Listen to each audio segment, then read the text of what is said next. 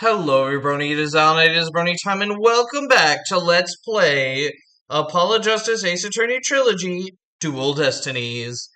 When we last left off, Hugh gave his very interesting false testimony, and we kind of helped him remember and kind of rebuild his faith in his friendship with Robin and Juniper. And now we are finally confronting the man who is definitely behind it all, Aristotle means, as we are now trying to prove that he does not have an alibi for the time of the murder. So, let's go. And obviously right here, we know what this contradiction is. There! Finally found what we needed. Professor means I have only one question about your speech. Why does that lab parse we just heard contradict with this? Take that! The professor said the pure white Lady Justice would be watching over them. But the Lady Justice in the video isn't even close to being white. It is as gold as can be. I'm not sure I can wrap my jaw around that to test its authenticity. I didn't say it was made of gold, Your Honor. Now it's true that this statue is pure white, but it broke before the mock trial began. The one you see here is its replacement. Oh well, that's a shame on every count.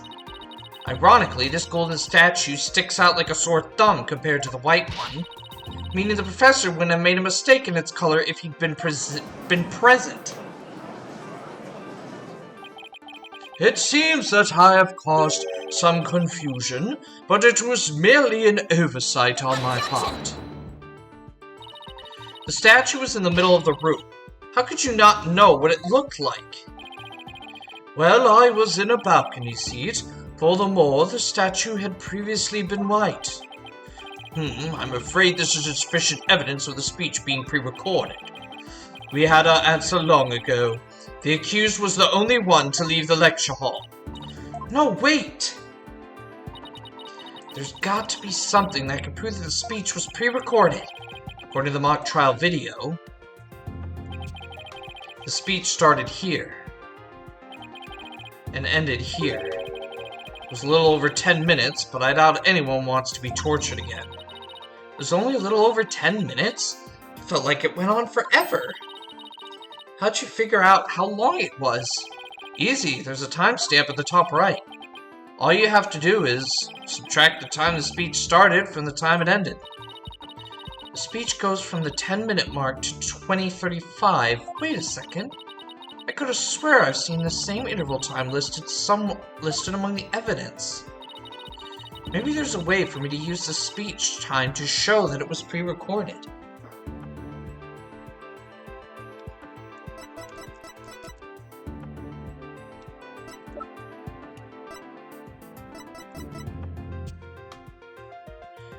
This, I would say? I would like the court to take a look at this. And this is? The voice printed out says that proves the voice on the tape recorder belongs to our client. Yes, but didn't we just establish that the voice on the tape recorder was a fabrication? We did. But what I'd like to focus on is the noise that is also there. Noise? Yes, the defense believe it resulted when the tape's previous recording was erased. And what do you hope to prove by that? The length of the noise is what's important. It's 10 minutes and 35 seconds in all. And what did the timestamp read at the moment Professor Meats began his speech? That would be exactly 10 minutes. Now let's fast forward this long-winded exercise in boredom to the end. Okay, stop. The video timestamp now reached 20:35. Based on this, we know the time it took for the speech alone. Right, subtract 10 minutes and you get 10:35. 10 minutes and 35 seconds. Right, 10 minutes and 35 seconds. The same as the noise on the tape recording. I assume you'll understand what this means. Professor Means' pre-recorded speech had been where the noise is now. Silence. seem rather confident considering this is a mere happenstance match of numbers. Objection! But is it really just numbers? The lab is continuing their study of the tape. So far, they found signs of overlapping. But it's going to take a bit longer to recover the audio that was erased. The police are analyzing the noise as we speak. It won't be long until we know what was originally there. Thank God everything conveniently gets done right as we need it to.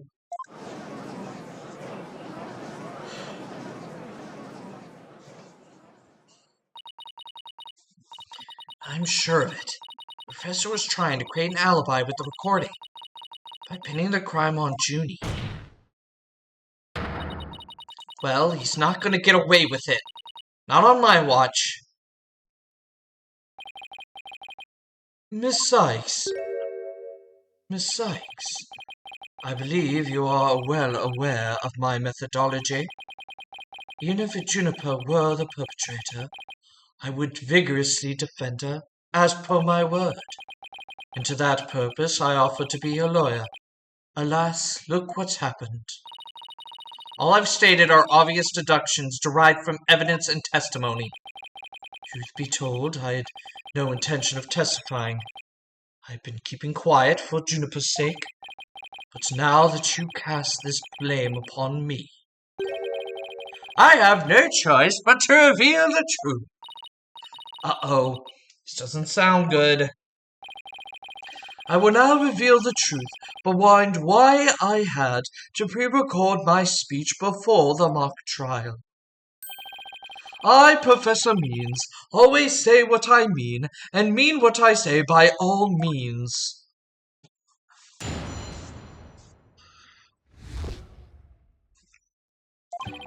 The defendant came to me with what she said was very important, and by necessity, secret. She asked me to pre-record my speech and come to the audio room during the mock trial. Juniper confessed to the murder and asked that I get her declared innocent in court. She also said I'd become an accomplice after losing my alibi due to the pre-recording. But when I said I would protect Juniper, I meant it because it's the humane thing to do. Oh my, she was saying the defendant threatened you? This has to be a lie. I mean, everything about it lines up too perfectly to be true. On this most consequential of occasions, let me completely be frank with you. Juniper has truly taken to heart my teaching that states the end justifies the means. I don't believe you. When she asked me to defend her, she said I must also prove her two friends innocent. Her two friends, the witnesses. Correct. Hugh O'Connor and Robin Newman. I was to ensure all three walked free.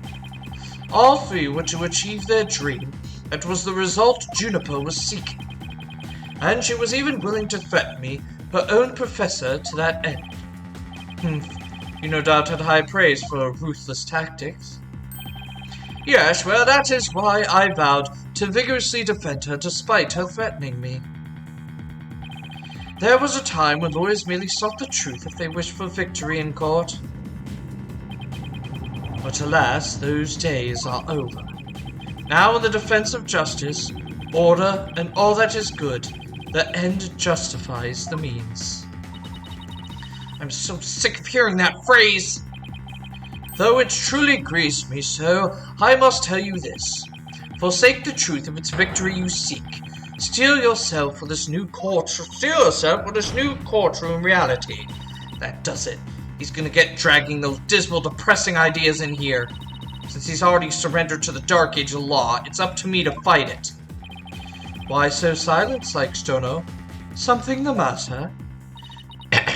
This is a court of law. It's no place for long-winded talks about idealistic principles. That's why I'm going to let the evidence do the talking. Let's not get carried away now, Miss Sykes. It will not do to have you attempting to discredit my doctrine. Do not force me to rectify the situation. No, go ahead and rectify it. Only if I lose and you win, that is.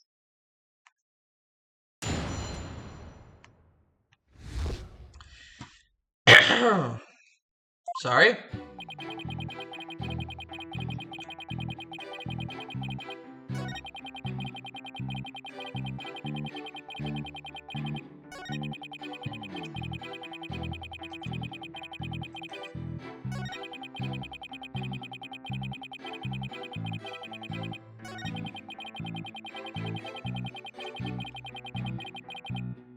Humane thing to do.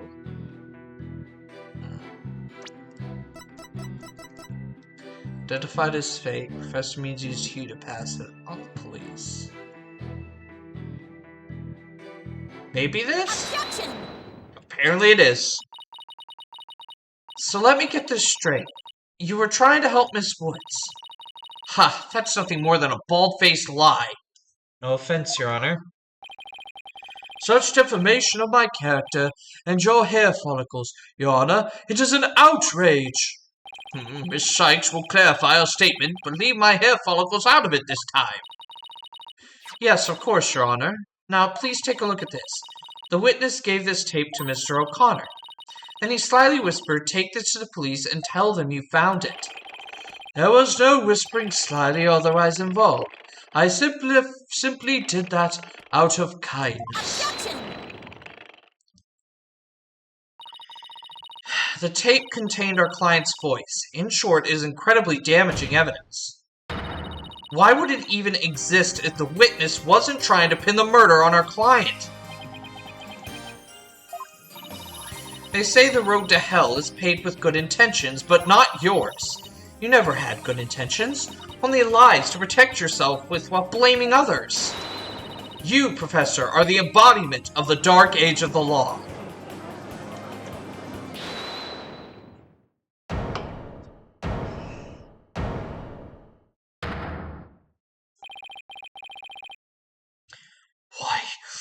Why, you little... You dare call my teachings and methods lies?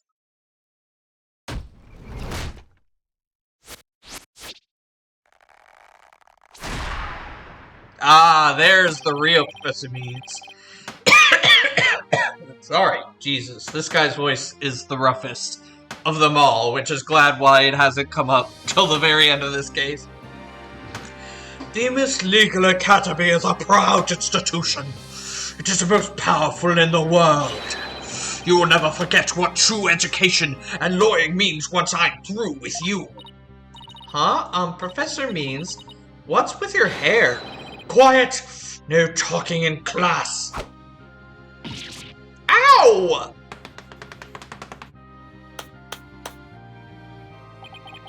Eyes and ears up here, everyone. Homeroom is now in session. We will begin with roll call. Athena Sykes. Huh? Oh, here? Apollo Justice. I'm fine. Here. Fool! The proper response is here without an extraneous information. Out! Here. Next, Your Honor. Here. See, class. That's the proper way to answer. Simon Blackwell. I said Simon Blackwell. Are you here or not? There's always one, isn't there? Well, then I'll just mark you absent. Now get out of my class this instant. Get out? Very well, if that is your wish. Who am I to defy my homeroom teacher? Is that such a good idea, prosecutor? Blackwell is free of his shackles. Ah! It just so happens I was a member of my high school's disciplinarian committee. But is that really so shocking? Constabulary lapdog to teacher's pet. What a malleable mutt you are, Fulbright. Very good, Bobby. You just earned a gold star. And a promotion to head disciplinarian. Alright, class is now in session. Ah, why do I have the sudden urge to go to the nurse's office with a stomach ache?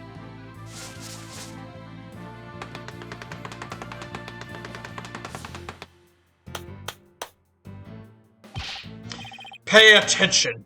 I am not the killer Juniper is! This will be on the next test, so you had better be listening. Objection! But Professor, you created the phony tape to pin the blame on Juniper. Plus, you were the only one who could have moved the body during the mock trial.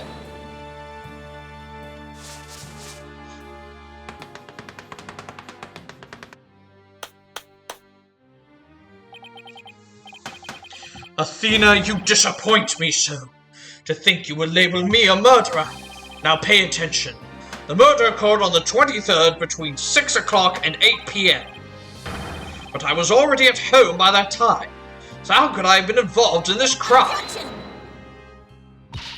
Professor Means, can you really prove you had already gone home by that time? Can you prove that I was still at school?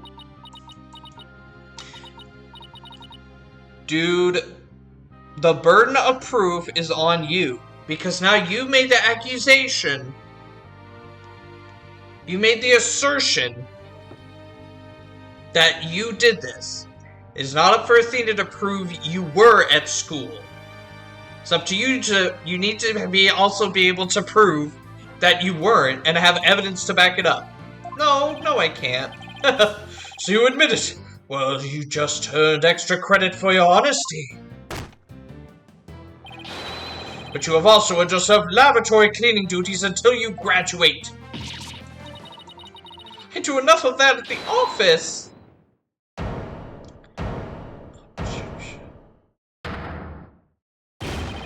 No way, man! I totally object! Robin? I can't believe I fell for the Professor's silver-tongued lies. Why, how dare you talk about your teacher like that? I'm not listening to you anymore, man! No way, no how! Now I have a confession to make. You know those two statues that were on stage? I didn't make them all by myself. Statues on stage. Do I want to know where this is headed? I was able to finish one of them, but the last bell rang before I had time for the other one. So, I asked Professor Means to make it for me. In other words, the professor was there on the stage after the last bell. Right, and it would have been past 7 p.m. before he could have finished.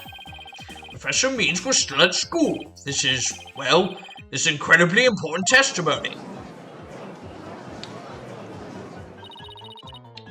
Professor told me I'll take care of it. I thought my parents would let me be an artist if I said I'd made both statues myself. I'm so sorry for not telling the truth. Robin. Quick! Somebody get this juvenile delinquent out of my sight! Simon, you head honcho among the delinquents. Do something! Ah! The class... And who's in charge of the class pet around here? Not interested. But if you want a class in swordsmanship, I'm your man. Of course, only real blades will do. No swords at school. All weapons must be confiscated. Gah! Nurse! Nurse, where's a school nurse when you need one? It would seem Sykes-Stono seeks a showdown, Professor. In which case you would do well to draw your staff quick as lightning. Very well, then I will just have to prove my innocence myself. The real lesson began in second period. Prepare to be served old school style. What does that... oh, never mind. Your testimony, please.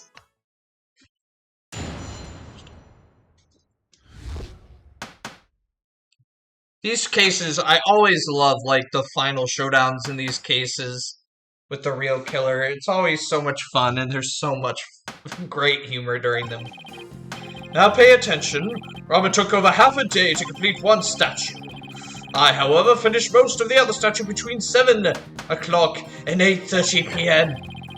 The defendant, Juniper, saw the two statues with her own eyes at 8:30 p.m. Completing a statue so quickly meant I could not leave the stage for a single second. How could I have possibly had the time to go to the art room and commit murder? You're saying the defendant saw the finished statues. You're saying the defendant saw the finished statues? Precisely. She said so herself at the detention center yesterday. The defense team was there and heard her say so too. Don't try to deny now.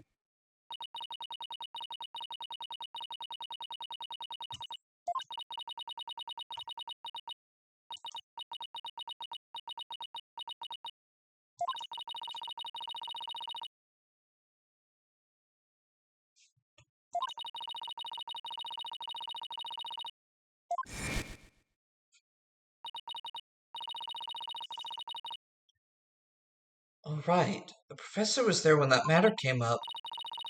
Before I address the professor's charges, I have a question for Robin.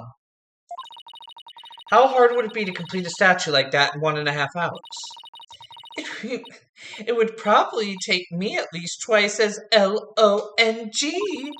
So personally, I think it would be incredibly difficult to finish a statue in that short a time. God, that didn't exactly help our case. We won't get off that easy. He's bound to stumble over his own slippery means.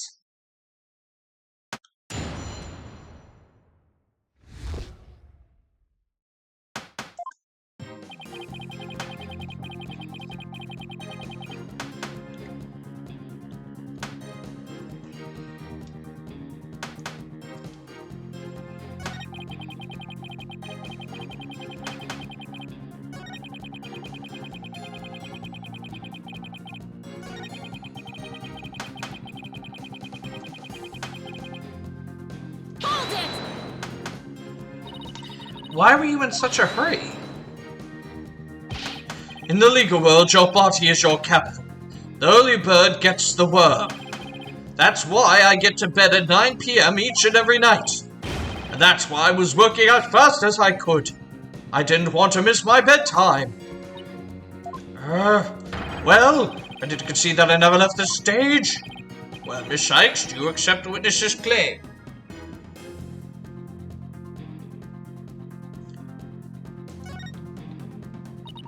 I've tried everything, but I still can't prove anything.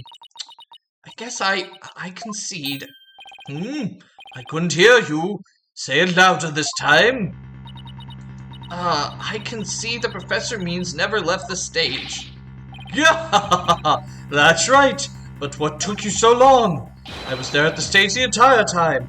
I couldn't have possibly committed the crime.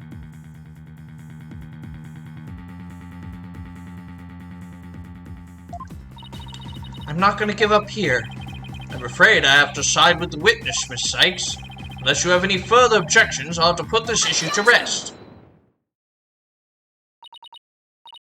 Not yet. The defense still has an objection. Athena, you thought of something? Well, as I said, not yet. Oh, so it's time for legal smoke and mirrors? Not yet, Athena. It's not yet time to quit. It's at times like this, when it seems like there's no way out, that you have to... I have to turn the case upside down. Instead of focusing on whether Professor Means could have gone to the art room, I should focus on how he could commit murder without going there. It seems our young lady has a real bona fide idea. But I'll use any means necessary, even casting stones, if it'll distract her. Ah! Who brought the bird to school? Sykes, Jonah, if I hear one word of your usual jibber-jabber, I shall have your head. The murder occurred in the art room, yet the witness was on the stage. How do you propose to fill the vast gap between those two key facts? I accept the premise that the professor was on the stage the entire time. The only other answer is what we got. Something else is wrong. Wait, that's it! Every last one of us made a huge mistake. We were totally wrong about the crime scene. The Professor Means was on the stage the entire time. Then he must be the killer. Ridiculous! The defense has become utterly incoherent. Objection! No, it's just the murder wasn't committed where we thought it was. Continues Sykes Dono. Okay, the murder was actually committed here, on the stage. Because that's really the only other place she could have been killed, because that's where she was found. The greatest riddle of this case has been how the body was moved from the art room. But if the murder occurred on the stage, that means the body was never moved at all.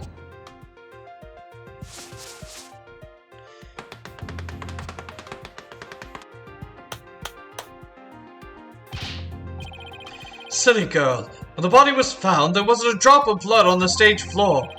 Surely there would have been some blood if that's where the murder was committed. There wasn't any blood on the stage? Really? But there was something on stage at the time of the murder that's now bloodstained. Take that! It's true, there were no bloodstains on the stage floor, but there was something on the stage that did have a blood stain, and that would be this school banner. No blood would have gotten on the floor if this were under the victim when she was killed. Oh my, that's quite a compelling theory. What is it now? My theory makes perfect sense. That was a pathetic attempt. Let's put every inch of your body into your attacks. The autopsy states the cause of death was loss of blood.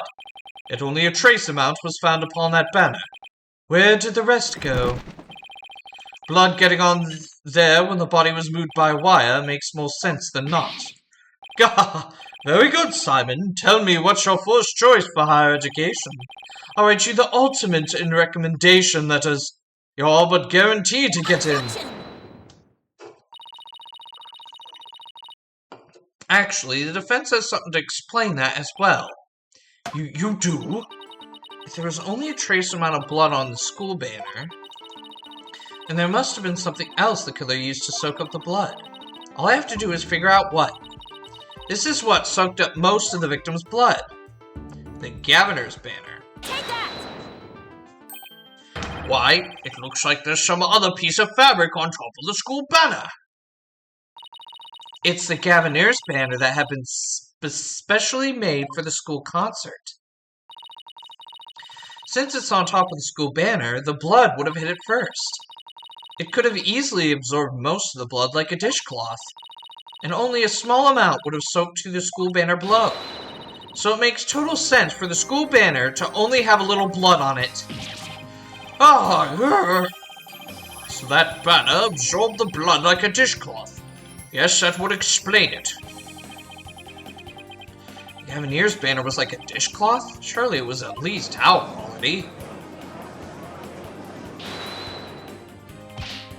Simon, don't just stand there, do something! Sykes, don't know, you are learning to wield a blade quite well. But how will you respond when I come slashing at you like this? The remnants of a large bloodstain was detected in the art room. But why would there be blood there if the murder occurred on the stage as you claim? The blood stain in the art room was faked. How? I'll tell you how. All that was needed was something that could transport the blood upstairs. And that something was a piece of evidence we just finished discussing. The killer used this to bring the victim's blood up to the art room.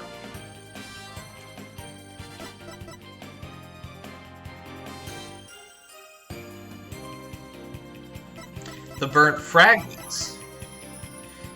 Because that's the banner, so they burned it afterwards to get rid of the evidence. To think you'd stoop this low to present mere garbage to this court. It is only garbage because someone tried to destroy it by tossing it in the incinerator. That someone was most likely the killer seeking to get rid of crucial evidence. The killer used the wire to bring the blood-soaked Governor's banner to the art room. Then the blood was wiped onto the floor to complete the ruse. It makes perfect sense. God!